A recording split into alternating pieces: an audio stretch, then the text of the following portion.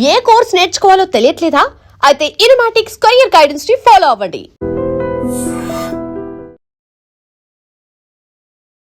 Welcome to iDream. ఈ రోజు మనతో పాటు పల్మనాలజిస్ట్ ప్రదీప్ సింహ గారు ఉన్నారు. మాట్లాడదాం. నమస్తే సార్. నమస్తే. చాలా మంది దగ్గర ఆస్తమా సమస్యతో బాధపడే వాళ్ళని చూస్తూ ఉంటాం. అసలు ఆస్తమా అనేది ఎందుకు వస్తుంది, ఆస్తమాని కంట్రోల్లో ఉంచుకోవడానికి మన లైఫ్ స్టైల్ ఎలాంటి చేంజెస్ చేసుకోవాలి అండ్ ట్రీట్మెంట్ ఏ విధంగా ఉంటుందో మా వ్యూవర్స్కి చెప్తారు. ఆస్తమా ఇప్పుడు మేము ఓపీడీలో కూర్చుని ఒక 10 మందిని చూశానంటే దాంట్లో 6 మంది ఆస్తమా సంబంధించిన సిమ్టమ్స్తోనే వస్తుంటారు.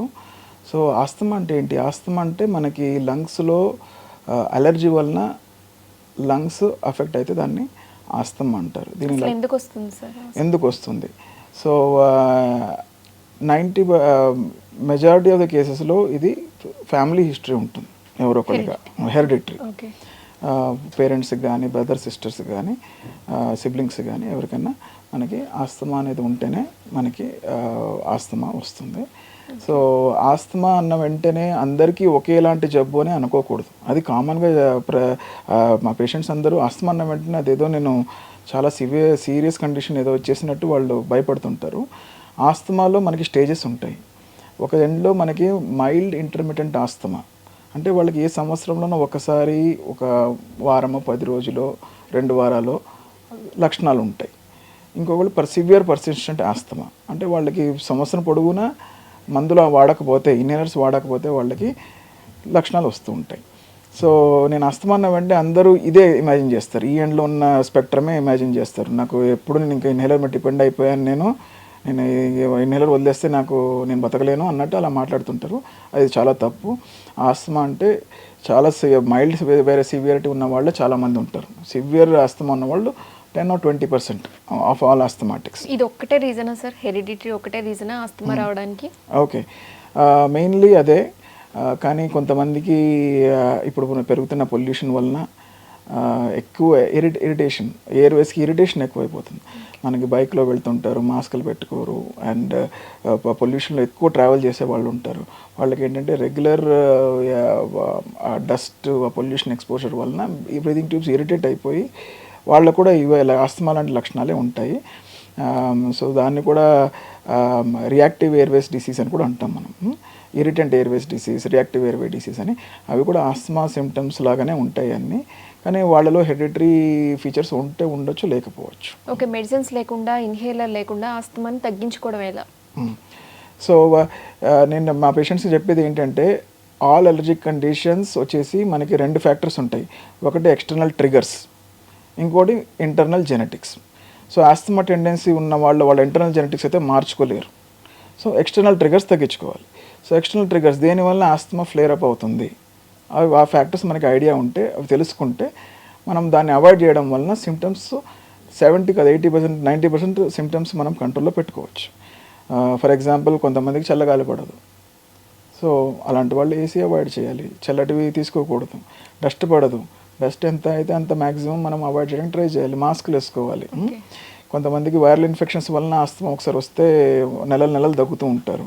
సో వైరల్ ఇన్ఫెక్షన్స్ రాకుండా ఇయర్లీ వన్స్ ఫ్లూ వ్యాక్సిన్ తీసుకోవడము, క్రౌడ్లో ఉన్నప్పుడు, ఫంక్షన్స్కి వెళ్ళినప్పుడు, పబ్లిక్లో మీటింగ్స్లో ఉన్నప్పుడు మాస్క్ పెట్టుకుని ఉండము, ఈ జాగ్రత్త తీసుకోవడం వలన ఏంటంటే మనం ఇన్హేలర్స్ మెడిసిన్స్ లేకుండా మనం చాలా వరకు ఏసిమ్టమాటిక్గా జాగ్రత్తలు తీసుకుంటే చాలా వరకు మనకి మందులు అవసరం పడదు. ఓకే, అవాయిడ్ చేయాల్సిన ఫుడ్ ఏమైనా ఉందంటారు? కోల్డ్ ఐటమ్స్ అవాయిడ్ చేయాలి, చల్లటివి తినడము, అండ్ చల్లని పదార్థాలు. ఇంకా స్పెసిఫిక్ ఫుడ్ రెస్ట్రిక్షన్ అంటూ ఏమీ లేదు. మనం మెడికల్ లిటరేచర్ చదివితే ఎవిడెన్స్ బేస్గా ఏది లేదు.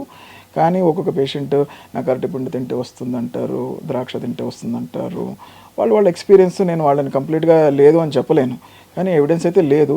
ఓకే, మీకు అది తింటే మీకు ఆస్తమా లక్షణాలు పెరుగుతాయని మీకు అనిపిస్తే అవాయిడ్ చేయండి. జనరల్గా అందరికీ నేను ఇవి తినొద్దు అని చెప్పలేను, ఎందుకంటే ఒక్కొక్కళ్ళకి ఏమీ సిమ్టమ్స్ రాకపోవచ్చు అవి తింటే. సో మీరు అబ్జర్వ్ చేస్తుండాలి, మీకు దేనివల్ల ట్రిగర్ అవుతున్నాయి సిమ్టమ్స్, అవి నోటీస్ చేస్తూ ఉండాలి మీరు, అవి స్ట్రిక్ట్గా అవాయిడ్ చేయండి. ఓకే, ఏ స్థాయిలో ఉంటే ఈ ఆస్తమాకి కంపల్సరీ ట్రీట్మెంట్ అవసరం? సో ఎవరికైతే ఇంకా మామూలు ట్రిగర్ అవాయిడెన్స్ ఎంత వాళ్ళు స్ట్రిక్ట్గా ఉంటున్నా కానీ వాళ్ళకి దగ్గు ఆయాసలు వస్తూ ఉంటాయి. రాత్రి పడుకోలేకపోతున్నారు, దగ్గు వస్తుంది వాళ్ళకి.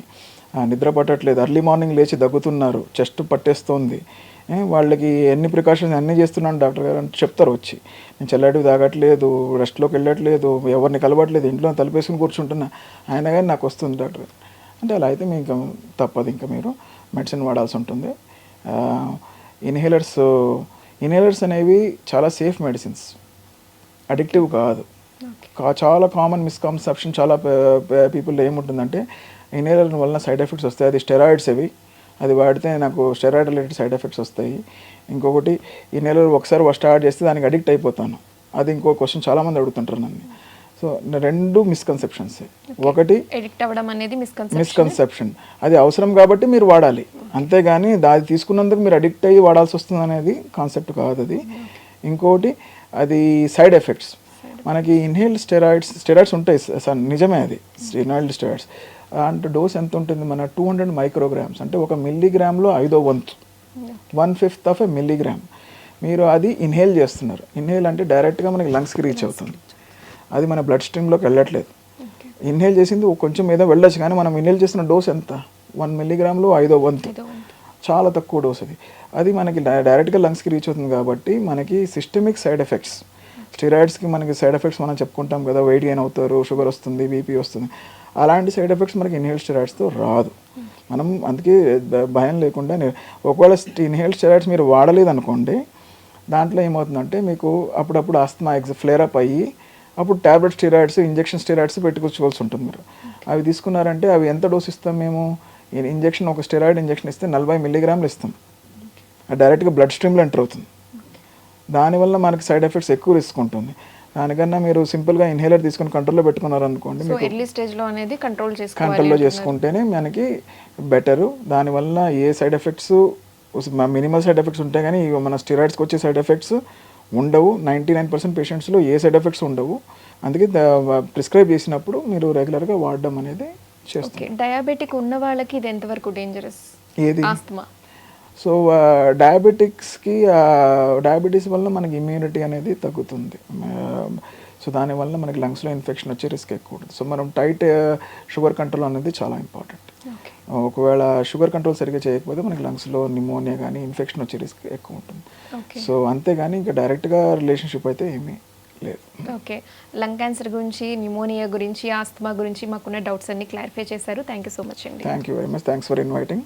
And for more videos, Please subscribe to iDream channel. Subscribe to iDream Media. Please subscribe to iDream. Please subscribe to iDream. Please subscribe iDream. And please subscribe to iDream. For more videos, subscribe to iDream. please like, share and subscribe to the channel. Congratulations, iDream. Subscribe to iDream. Subscribe to iDream. So subscribe to iDream Media. iDream ki iDream team andarki huge congratulations. Please subscribe iDream Media. Please subscribe to iDream. Subscribe iDream. Please subscribe to iDream.